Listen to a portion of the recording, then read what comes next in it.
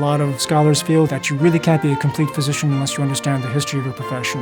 You can't understand where you've arrived unless you understand how you have arrived there, who went before you, what they thought, the mistakes they made, the good things they came up with. George Washington Corner was among the scholars who shared this sentiment. Corner was the first chair of anatomy when the University of Rochester opened its School of Medicine and Dentistry in 1925. Corner was also tasked with building the school's library from scratch. And so Corner began buying from booksellers in the United States, buying from booksellers in Europe, and he made contacts with booksellers in Italy, Holland, England, Switzerland. Corner was an accomplished scientist. He was the first to isolate the hormone progesterone. In addition, he was a respected historian with a great passion for the past. George Washington Corner convinced a local surgeon, Edward Wright Mulligan, who was very prominent in his generation, to donate a considerable amount of money to put together a history of medicine collection that would be used by students. Dr. Mulligan, who was George Eastman's good friend and personal physician, was a friend of Corner's, too.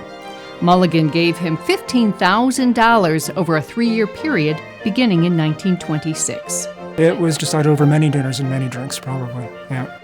Of course, in 1929, the Depression hit. Corner was still buying books because he still had the Mulligan Fund. So a lot of books came on the market at substantially lower prices than they had been offered previously. Europe had been in a depression since the end of the First World War, so book prices were historically low, and he was able to buy a lot of wonderful books at incredibly reasonable prices. In just over a decade, Corner amassed thousands of volumes in several languages. He tried to also buy as much material in English as he could because he wanted this collection to be used by medical students who may not have Latin or Greek or even German, though German was a requirement to get into this medical school in 1925. German medicine was medicine at that period in time. Not only did he build a medical library, he also built the core of an outstanding rare book collection. One of the focuses of our rare book collection is early printed anatomy. That means anatomical atlases printed before 1800. And we have almost as good a collection as any library in this country because Corner went out and bought every anatomical atlas, major anatomical atlas that came on the market. The first edition of Vesalius, the second edition of Vesalius. Anatomy is just one of a number of specialties in rare books. Perhaps the most curious are the yellow fever and cholera collections, among the most comprehensive in the world. In fact, the yellow fever collection is so good that I find it very difficult to buy for the collection. We already have everything. Can't say that too often.